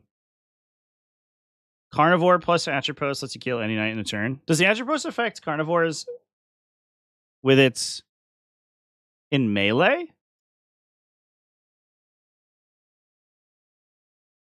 I don't know if I have the Chaos Cerastus profile downloaded. I do have the Chaos Imperial armor here, though.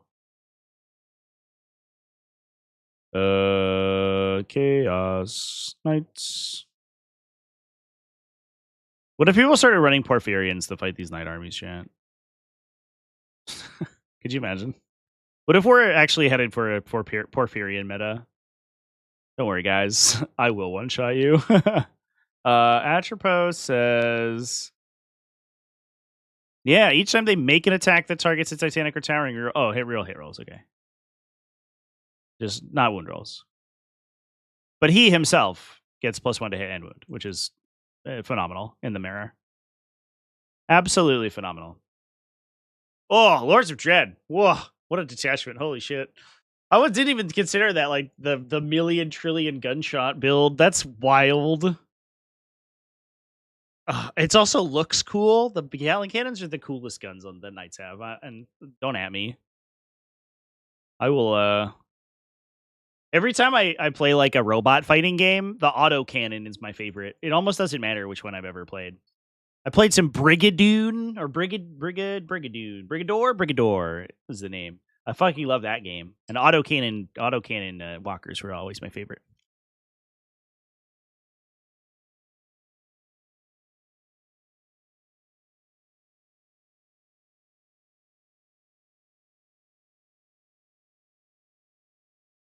Knight Diabolus.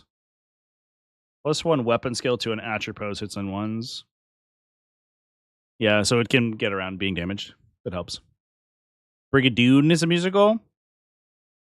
Yeah, Brigador is the game. By the way, if you are a little tank or a stompy robot fan, Brigador is like fucking awesome. Is there like a gameplay video somewhere?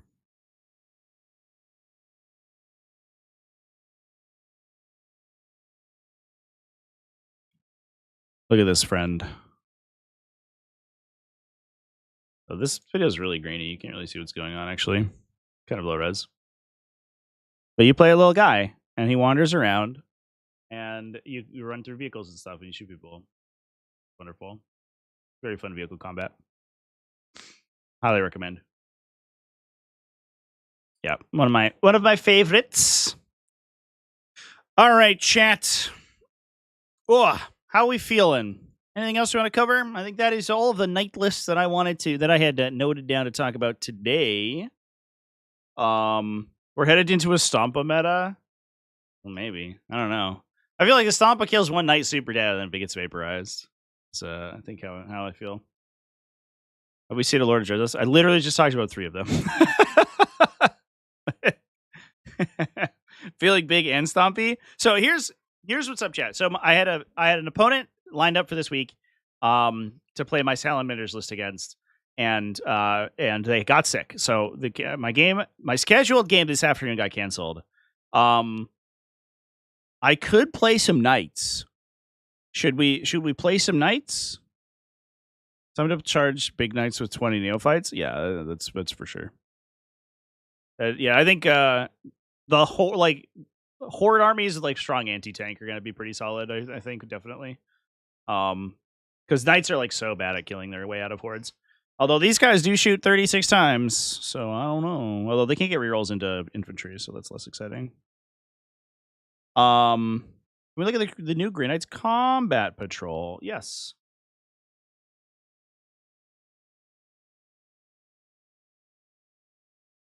So yeah, the early 2010s. I remember the early 2010. I remember when that codex came out, or the range refresh came out. They were so broken. It was very silly. All right, so it is this button. Oh, my viewer is not set up for this website. So New Combat Patrol has a Dreadnought in it? Yuck. You think they're going to make Grey Knights Dreadnoughts good? There's no way, right? They will fail once again. Crow's Sanctifiers, led by Castellan Crow himself. How often do they add epic heroes to combat patrols? I feel like that's very rare. I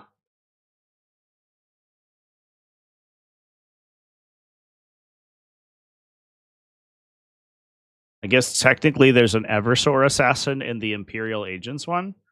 I'm a level. I didn't even know Imperial Agents had a combat patrol. Oh, Custodes have it. There's Trajan.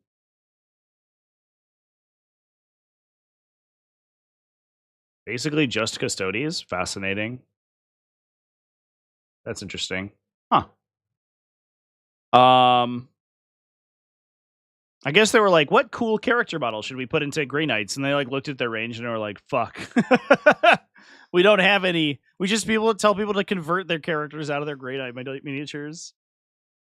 Venerable Dreadnought and Armed with the Twin Las Cannon. Okay. Oh, that's the whole article. All right, cool. I mean, seems fine. The model selection's like okay. Castellan Crow's fine. He's good if you're playing Purifiers. I hope they like give this guy a little glow up. It's weird that his weapon profile using a literal demon weapon is the same as a regular Purifier, which is like kind of blows my mind. But then the Venerable Dreadnought's kind of the outlier here. That guy kind of sucks. But maybe the new Codex will have a better incarnation. Who knows?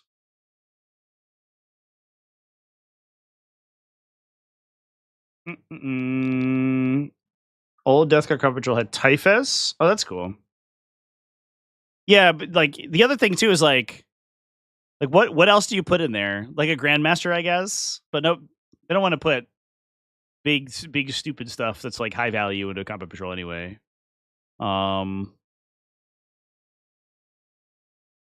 Grey Knights still under the Space Marine tag? Yeah, they are incredible on Warhammer on the Games Workshop website. So like, okay, what character model should we include? A Voldus. It's either Voldus or Crow.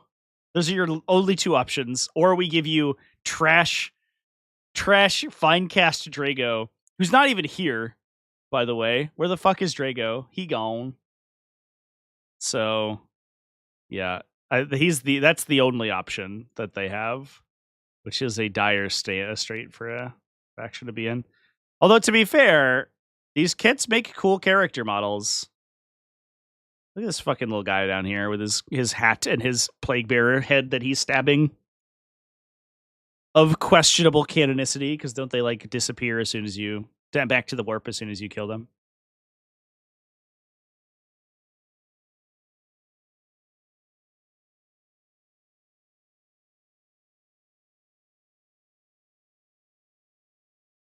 Grey Knights might get rolled under the Agent Codex Expedition with Deathwatch. I would be surprised. They got so much backlash from the Deathwatch thing, where they like axed Deathwatch and told you to play agents and play like Xenos hunting team or whatever. That I think that they learned their lesson. I don't know. That would shock me if Grey Knights got rolled in. Because they are like wildly popular, right? Like if they did, I think that they're just gearing up for a full range refresh in 11th is all that it is. Like they're gonna get this huge thing with like a trillion new kits. It's gonna be like an Emperor's Children like re-release, and everything's gonna be big and fancy, and all the models are gonna look cool. That's my head. That's what I think is gonna happen. Because people will buy the fuck out of Grey Knights if they re-release like big fancy Grey Knight models.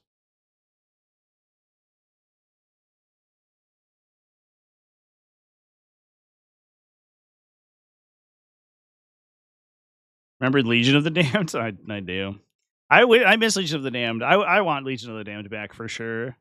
They had like the coolest aesthetic, and they were like cool maneuver marines. That's always my favorite variety. Ryan G donated $5 through Super Chat.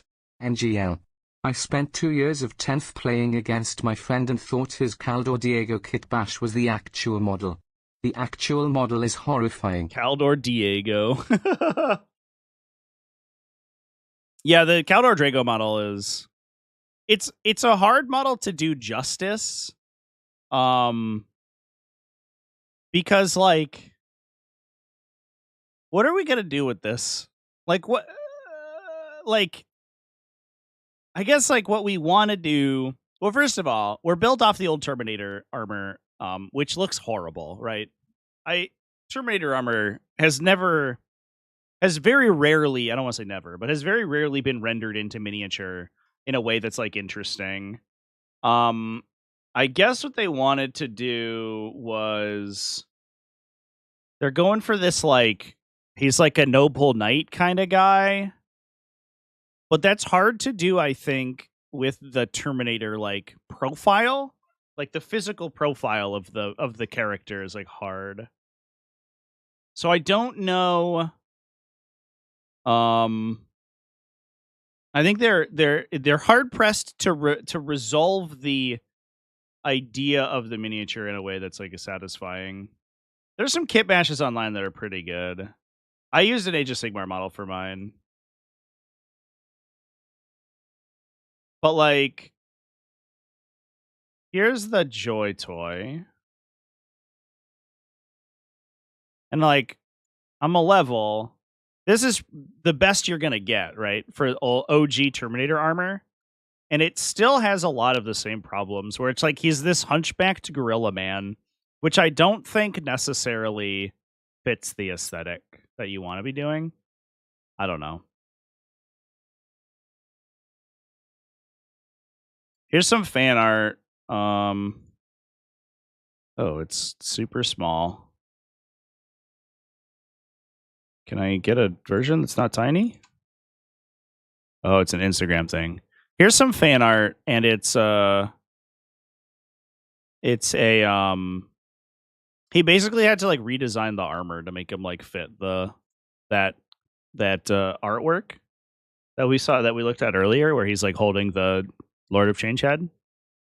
Because like this doesn't look anything like Terminator armor, right? Like he's actually standing upright, and that's kind of the issue. Is like when the Terminator armor like really kind of constrains his posture, which makes him look like a little cretin rather than like a big strong Nightman, which I think is like part of the issue.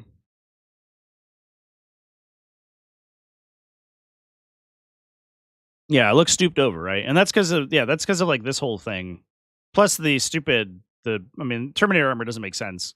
His arms connect like at the base of his neck to the armor. There's like no way that this works physically. Like you can't fit inside Terminator armor, which always makes it just look bad. And then they're like running into that issue here for sure. Like literally his arms attach at his neck. Doesn't make any.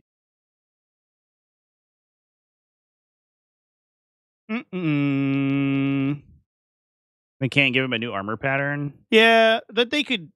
I mean, they can do whatever they want. They've played fast and loose with exactly what people are wearing in the past, right? To like marry them to the new designs. I want to call out a couple of kit bashes. Is this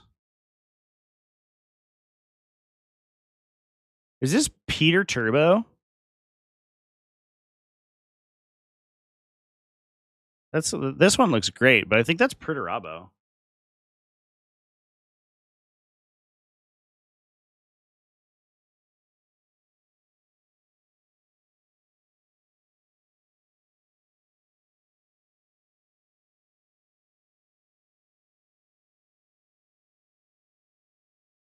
Is it? It's the same pose. This might be 3D print, actually. The pose is very similar, but I think it's actually mirrored from Peter Turbo. Yeah, and the top of the armor is different. It just looks like Perturabo's mini. I don't know where this original comes from. That's a good one. That's a good looking one though. That might be 3D printed.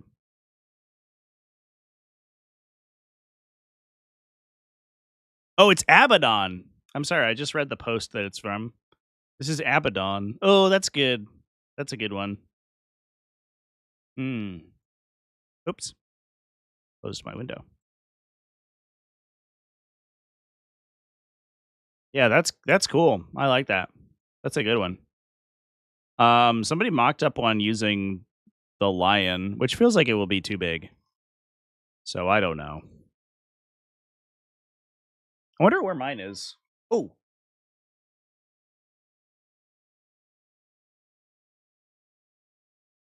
Here's mine. You want to see mine, chat?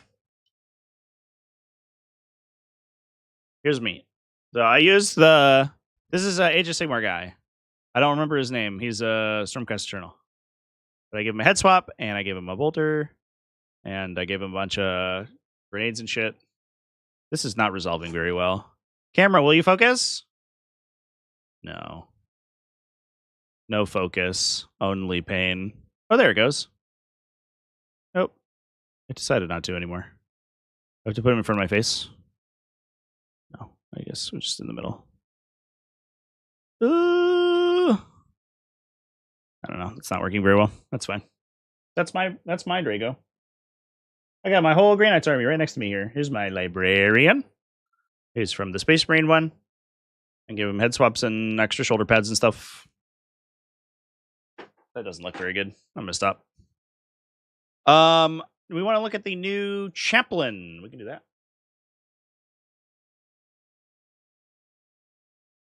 It's bring your Drago to class day. It's true. Indeed. New. He's called the Execrator, right? Yeah. I like the great Black Templars get the they just get like their own versions of all the characters. They're just like, fuck it, we ball.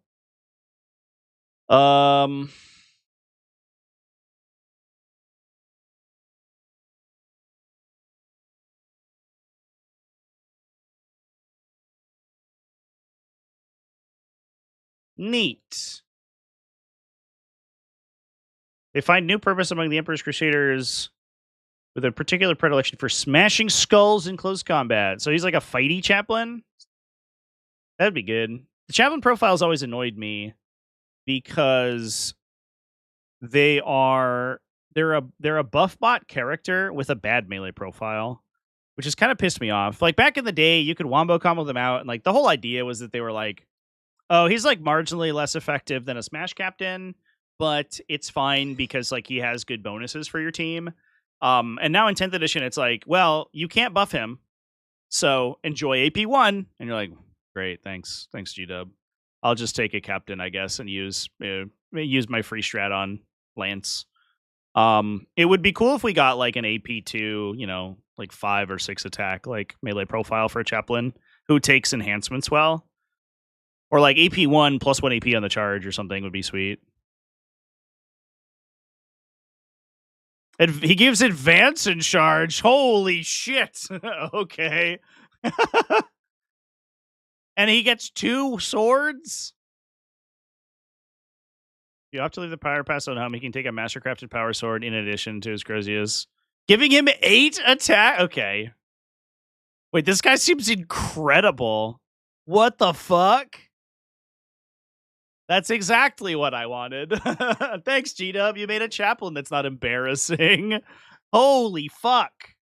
He's probably only strength 5 AP 2. But 8 attacks?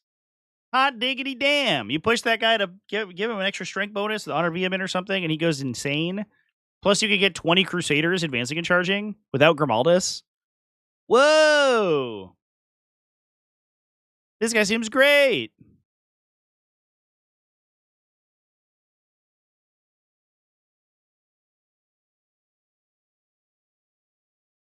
The real Senor Bonk, indeed.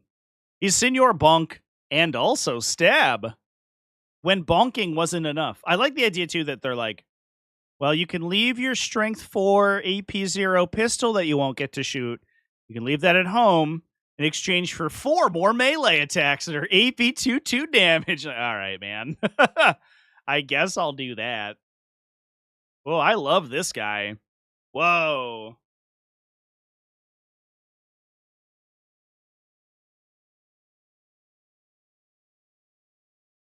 Yeah. Did they say the whole profile? They just said 8 2 damage attacks, but it's a Mastercrafted Power Sword, so I imagine that it's strength 5 AP 2. It could be like awkwardly strength 6 AP 1 or whatever, like the Crozius is. But I mean that's probably fine, honestly.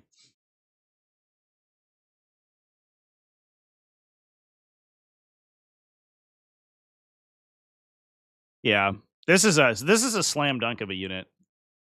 If I had to answer someone what I thought Black Templars needed, it would be almost literally this guy. Because their detached abilities are so good. The problem is that they have a delivery problem. Like their big bricks can't go into transports, and they can't advance and charge out of only Grimaldus, who has to turn off their like high damage output for the advance and charge bonus. Like he turns off their wound bonus or whatever.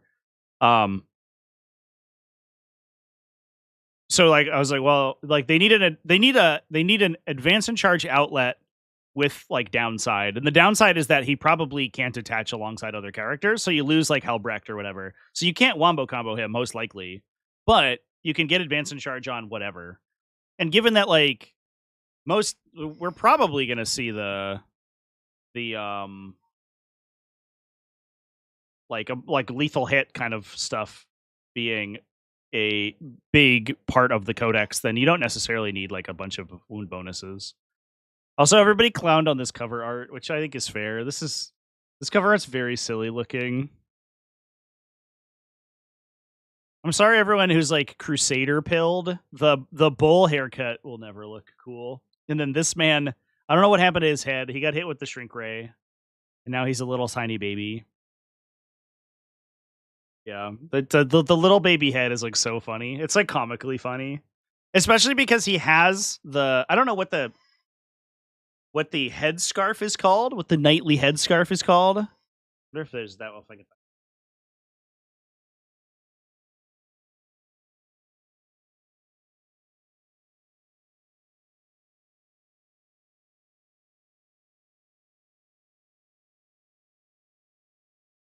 Is it a helm scarf? Is that really what it is called?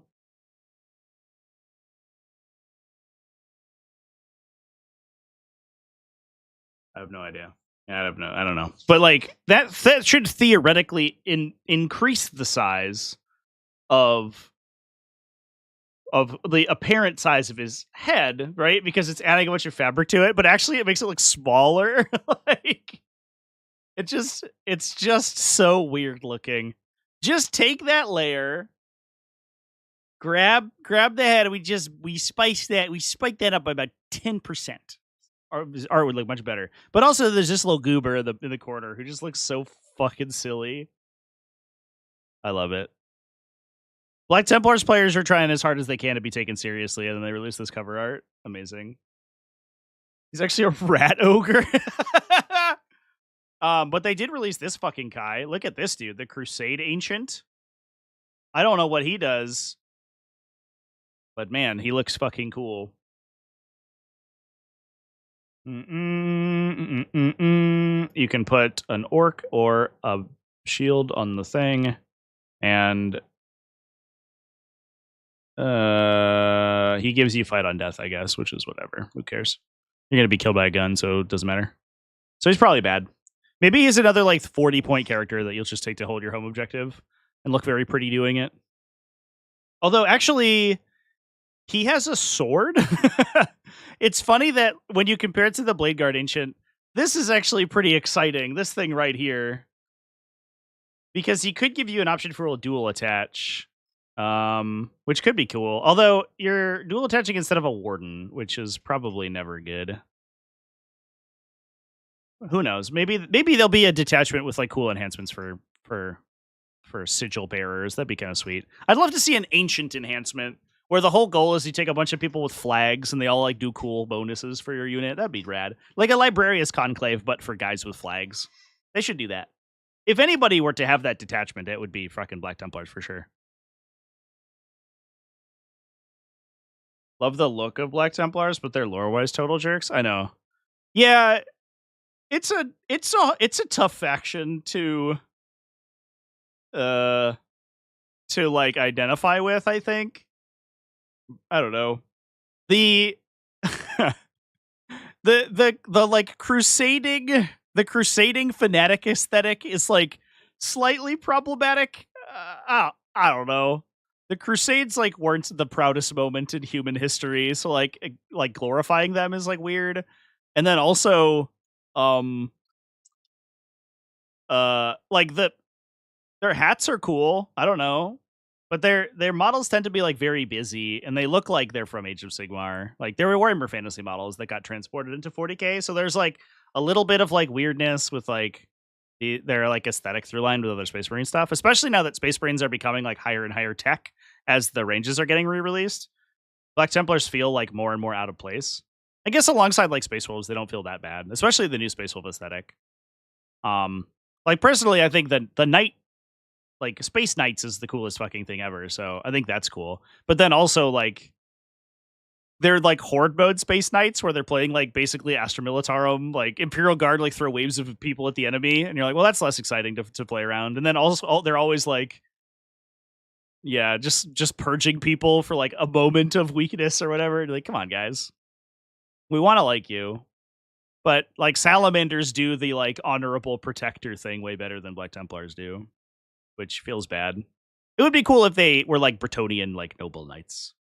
Although Bretonnians are also dickheads, so I don't know. I don't know what you do. Maybe knights are just a historically fraught group of people who also historically were just fucking assholes all the time. So it's difficult to transpose them in a realistic manner into a game. Fancy flags. Maybe there are too many Space Marines. Maybe there are too many Space Marines. I don't know.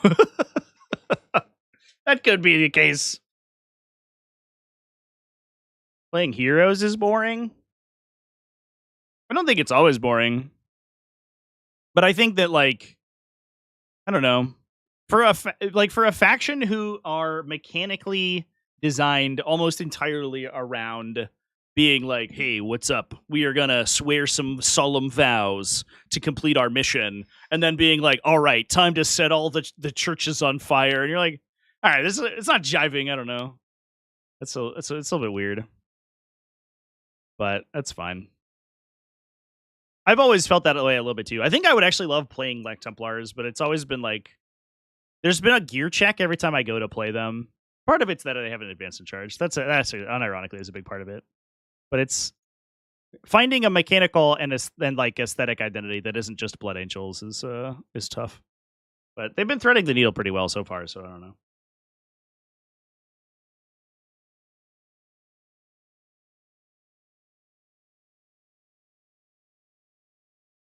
The Flash gets Black Templar shorts are wild, yeah.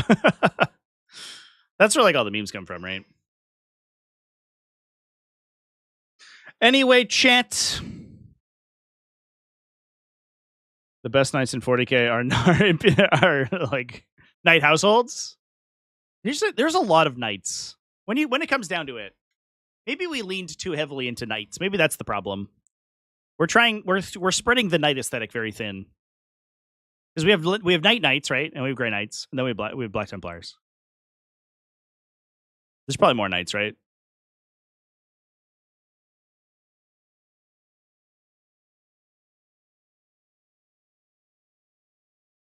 Anyway, chat. I think I'm gonna hop off. So as I was mentioning before, my game for this this afternoon got canceled, so I might just do a regular game. And what should I play? I could play.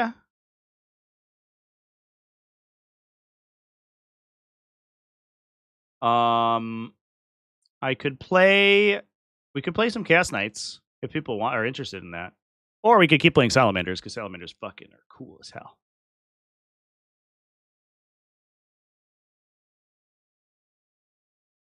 Play Chaos Knights.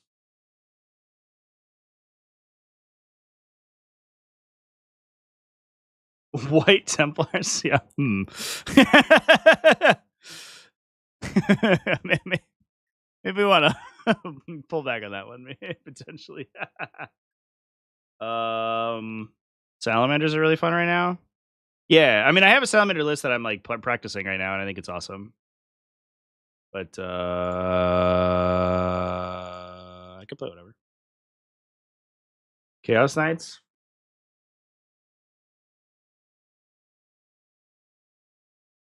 I should play Chaos Knights, I feel like. Anyway, chat. I don't want to play Salamanders, though. I guess Chaos Knights game would be fast, so that's good. I'll hop off. We'll go hang out on Twitch. So come hang out with me over on Twitch if you are not following already. I'm going to take a quick break and then probably be live in about 20 minutes over there. Here you go. And